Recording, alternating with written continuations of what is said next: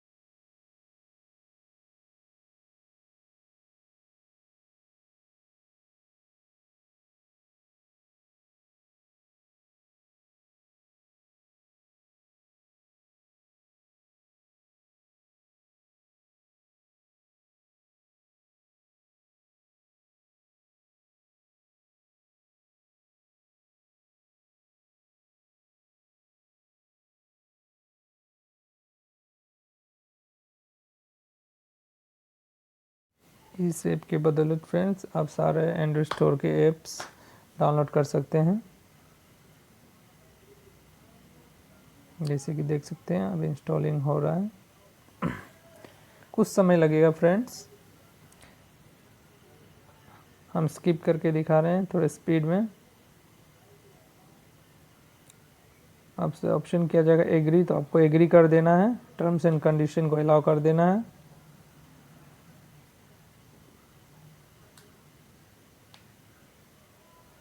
जैसे कि देख सकते हैं कि कई सारा ऐप्स का इंटरफेस खुल जाएगा, तो आपको यहाँ पे सर्च कर लेना है, देख लेना है।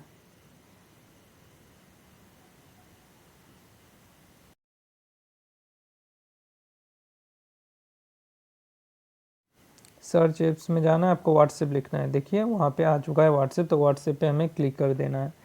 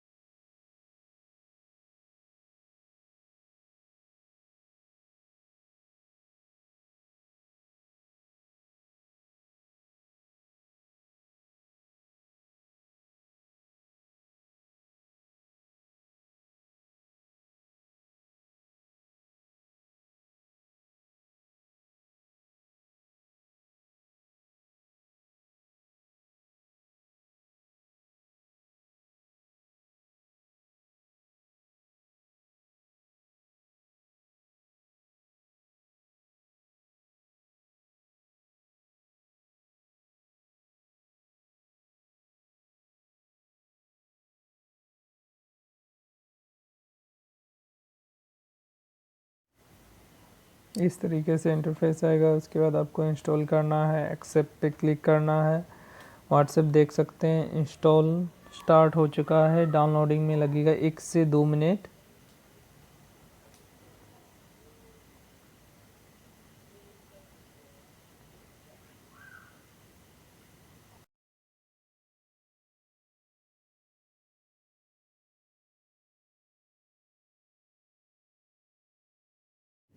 इसी तरीके से फ्रेंड्स अब व्हाट्सएप इंस्टॉल देख सकते हैं फ्रेंड्स, मेरा व्हाट्सएप ओपन हो गया।